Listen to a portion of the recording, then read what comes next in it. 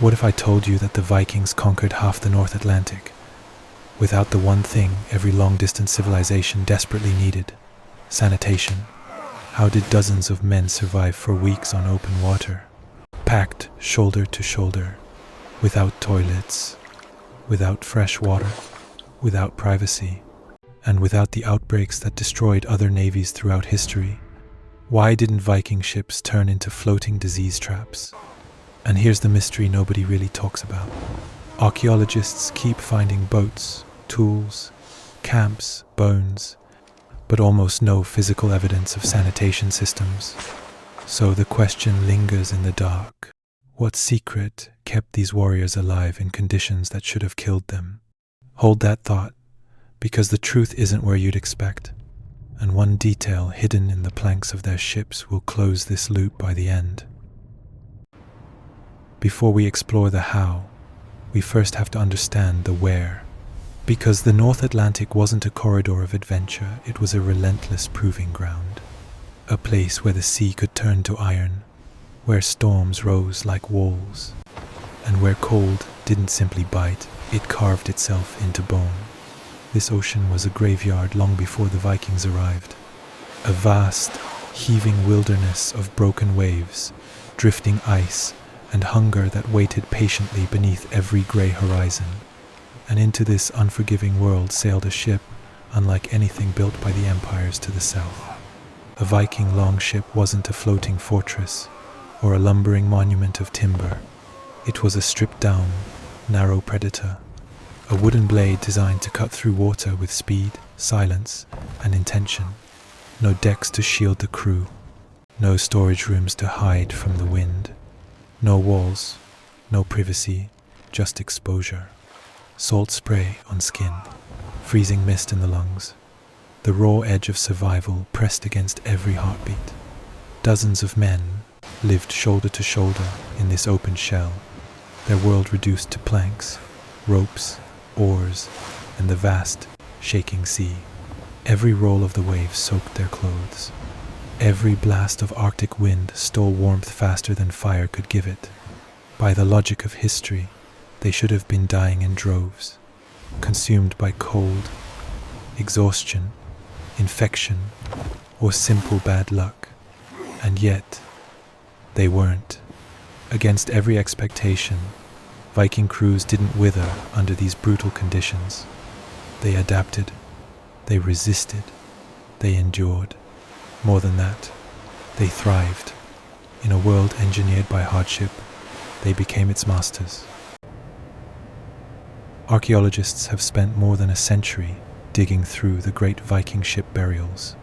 Oseberg, Gokstad, Thun, and dozens more scattered across Scandinavia. They sifted through hulls, ribs, beams, toolkits, personal belongings, even the soil that clung to ancient planks. And each time, they searched with a clear expectation in mind.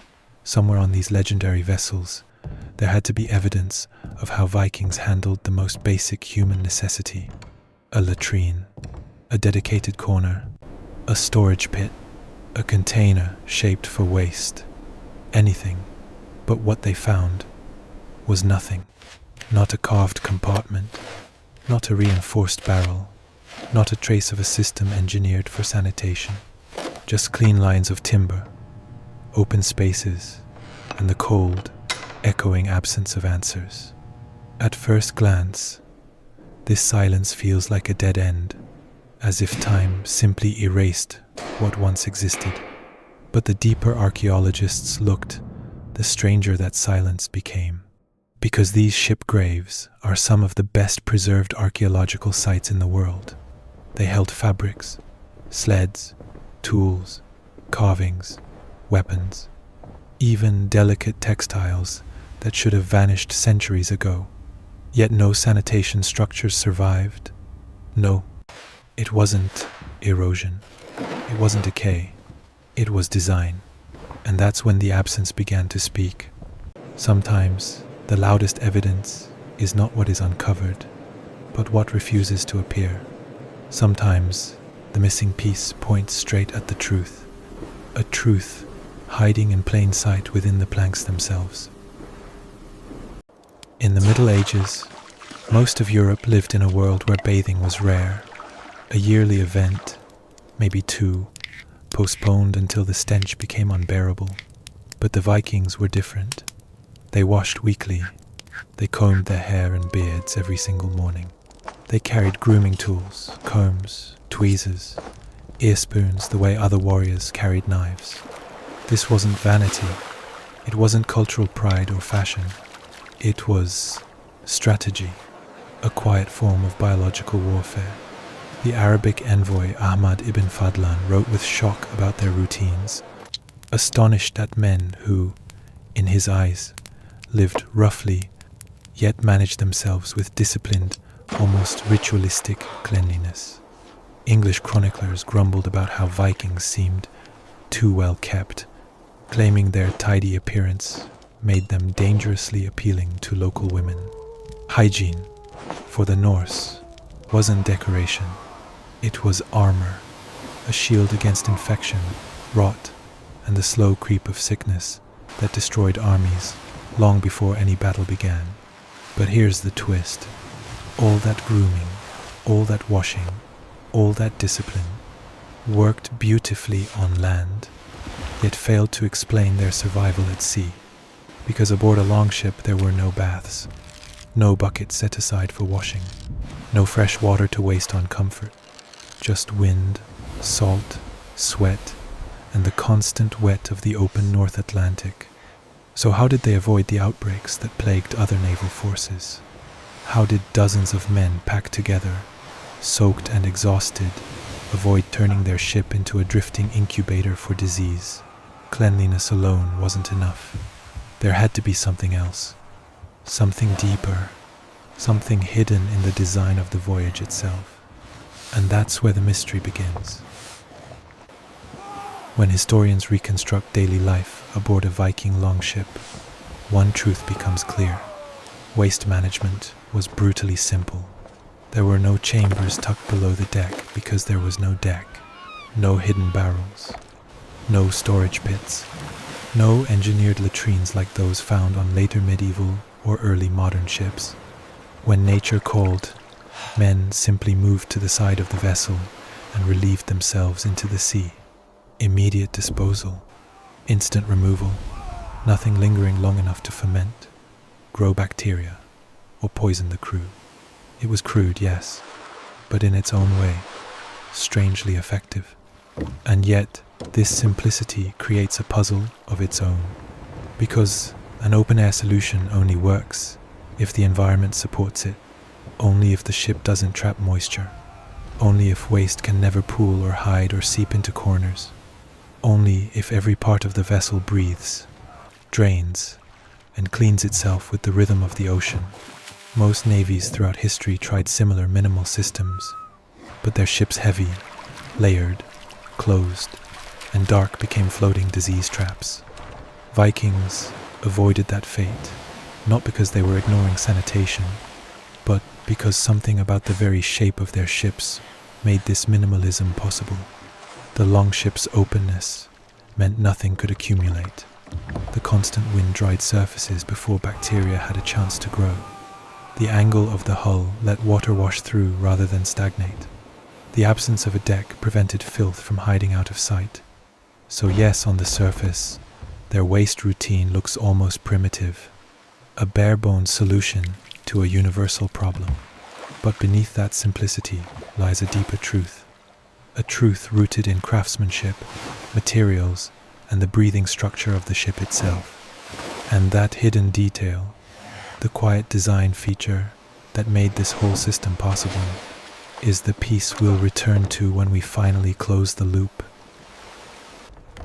When most medieval navies prepared for long voyages, they filled their ships with barrels of fresh water, great wooden casks meant to sustain crews for weeks. But those barrels had a fatal flaw. Water, trapped in the dark, sealed, motionless space, didn't stay fresh for long. It spoiled. It grew algae. It turned foul in a matter of days. sometimes even hours, depending on the heat. But the Vikings didn't make that mistake. They understood something simple and powerful. Still water dies.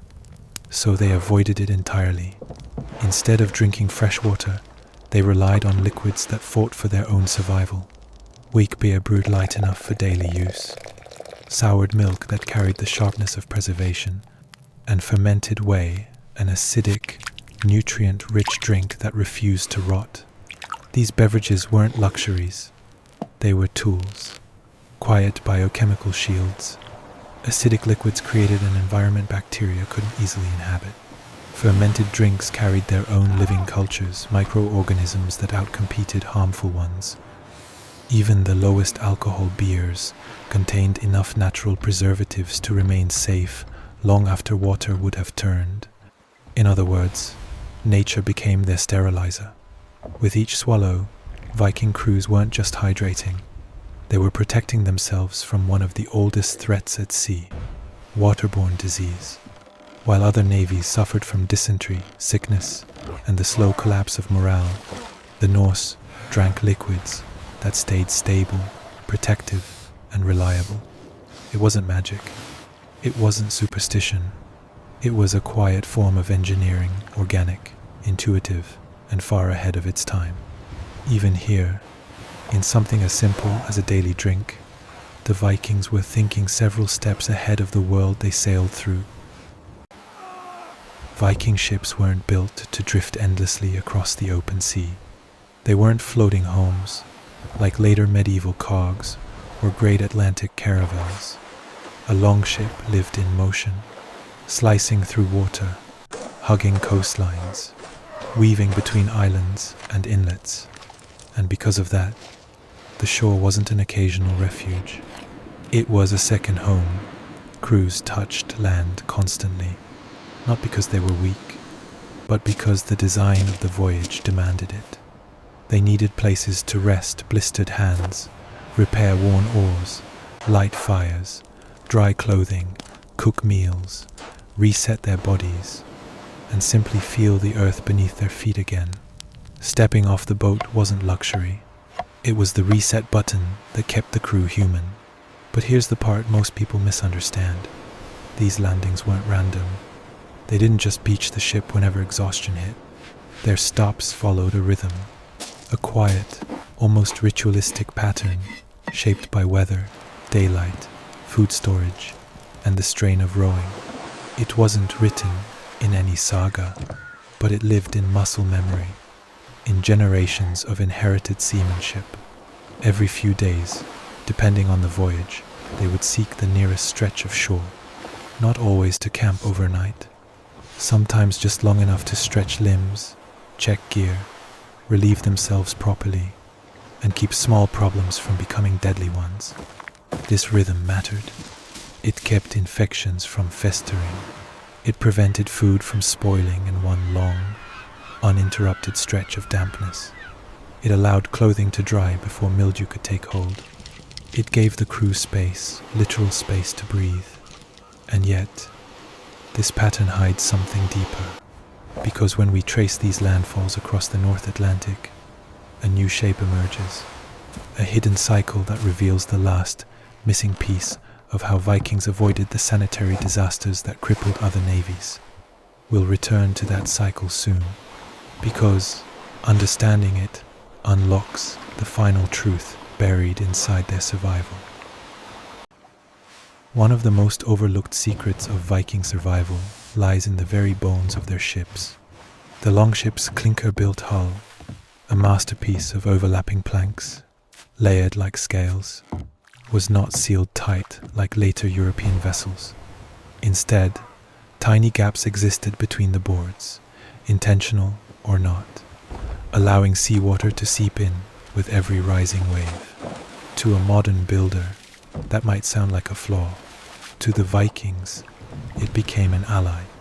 Each surge of the ocean sent thin sheets of water washing across the bottom of the ship, lifting sand, dirt, spilled food, and bits of waste.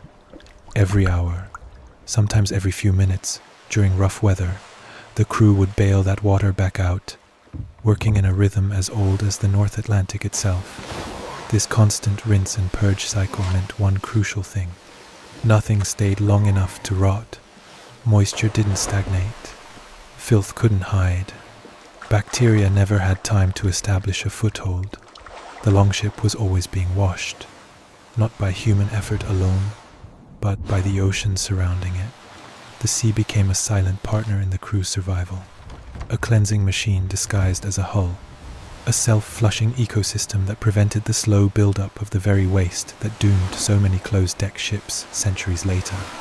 Other navies fought against nature, sealing their vessels tight, trapping moisture, smells, and sickness inside dark chambers.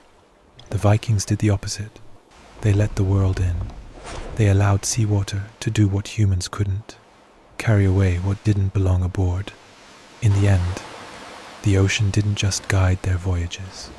It cleaned them, protected them, and kept them alive. A vast, relentless sanitation system hiding in plain sight beneath their feet. Let's be honest, Viking life was not clean in any modern sense. Their bodies carried the marks of hardship, parasites, chronic aches, worn joints, and infections that lingered quietly through the years. Archaeologists find them in burials across Scandinavia. Lice combs worn smooth from use, eggs of intestinal worms sealed in soil, signs of long-term strain carved into their bones. But what matters, what surprises historians, is this. These conditions weren't the kind that killed crews at sea. They weren't the fast-moving, ship-stopping epidemics that brought other naval forces to their knees. They didn't sweep through cramped compartments. They didn't turn a voyage into a floating hospital.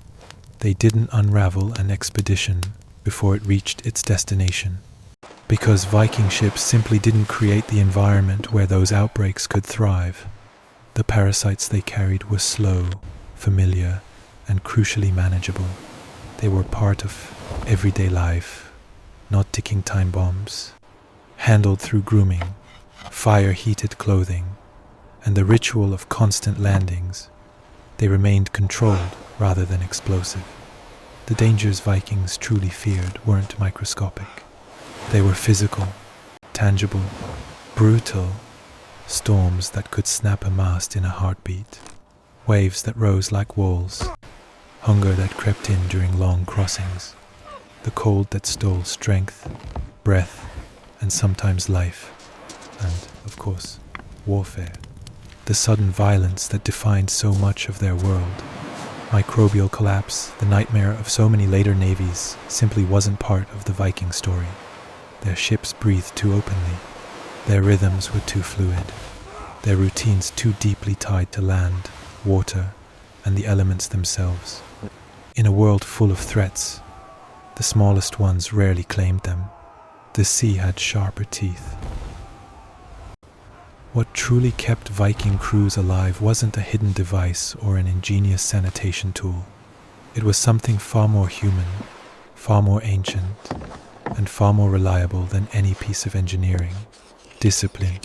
On an open longship, there were no walls to hide behind, no private corners to retreat into, no quiet cabins where a tired sailor could disappear for a few hours.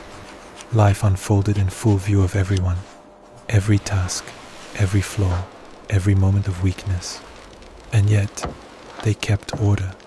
They rotated sleep in tight, cold intervals, sharing limited space with the precision of a well-practiced machine.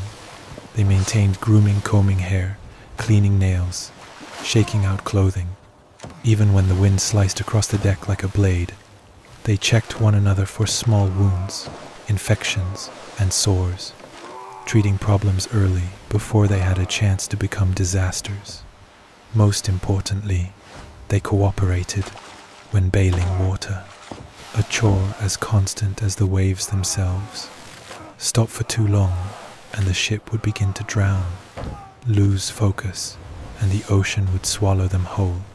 Bailing wasn't just work. It was survival in motion, a shared responsibility that bound the crew together in the dark hours between storms, when the world around them shrank to wood, water, breath, and trust. Sanitation, for the Vikings, wasn't a mechanical system. It wasn't something built into the ship. It wasn't a structure, or a tool, or an invention waiting to be uncovered by archaeologists.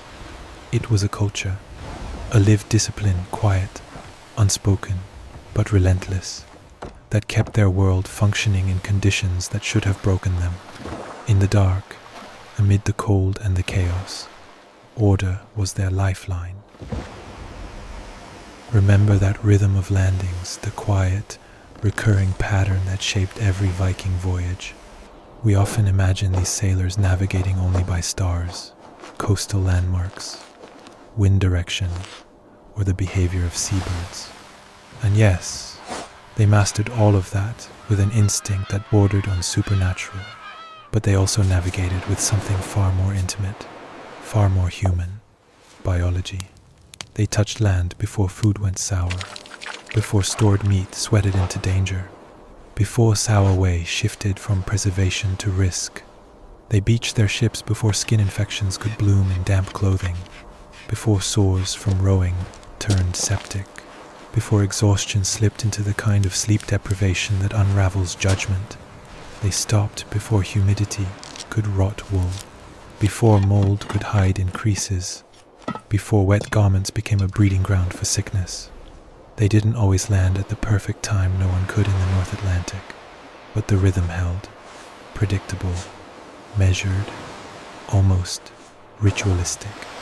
This biological timing acted like a pulse for the voyage, a natural safeguard against the slow, creeping threats that destroy crews long before storms or enemies appear. Each landing reset the body, the ship, and the journey itself.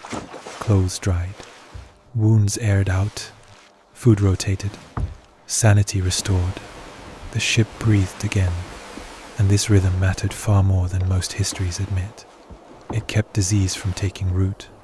It prevented tiny problems from stacking into catastrophe.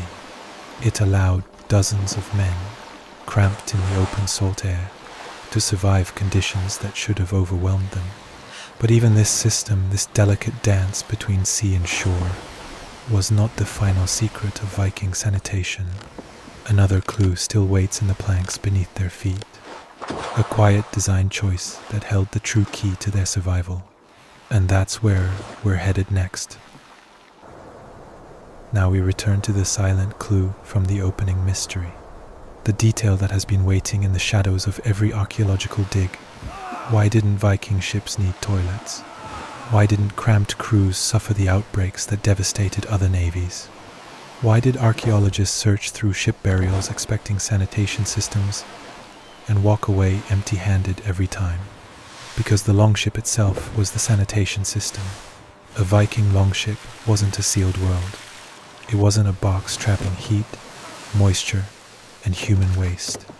It was an open-air vessel, a wind-swept corridor of moving air, shifting light, and constant exposure. No decks to block circulation, no hidden compartments where filth could settle, no dark belly where rot could hide and grow. And beneath the crew's feet, the clinker-built hull did something brilliant without meaning to. It invited the ocean inside. Wave after wave flushed the base of the ship. Wind dried everything the sea touched. Moisture never lingered. Waste never accumulated. Rot never had a stable home. The entire vessel acted like a living organism, breathing, draining, rinsing, and renewing itself with every mile of coastline. A self-cleaning machine built from oak, seawater, wind, and the relentless discipline of the crew who maintained it. The secret wasn't a lost tool, or an archaeological oversight, or some forgotten Norse invention waiting to be rediscovered. The secret was simplicity, a simplicity so effective that, by accident or intuition, it achieved what other civilizations had to engineer through complex systems. This is how the Vikings stayed alive in a world that seemed designed to kill them, not through elaborate technology, not through hidden devices, but through harmony, a seamless alignment between design, environment, and human discipline that turned a fragile wooden vessel into the safest place on the sea. Sometimes survival doesn't come from what we build, but from understanding the forces we sail through. When we study Viking voyages, we often search for complexity, systems, tools, hidden technologies waiting to be rediscovered. But sometimes survival comes not from overpowering the world, but from understanding it, moving with it, and trusting its rhythms. If this journey stirred something in you, a curiosity about the quiet mechanics of ancient life, the elegance of simple design, or the way our ancestors listened to the forces around them, then you're already walking the same path we follow here on Prehistoric Shadows. A path where the past still whispers through wood and water, where every answer opens a new doorway, where ancient stories echo across the open sea, reminding us how much we still have to learn. So keep wondering, keep asking. The horizon is wide, and the story is far from finished. And here is the quiet truth to carry with you. Sometimes the simplest designs hold the deepest wisdom. If you want to explore more of these forgotten worlds, stay with us here on Prehistoric Shadows.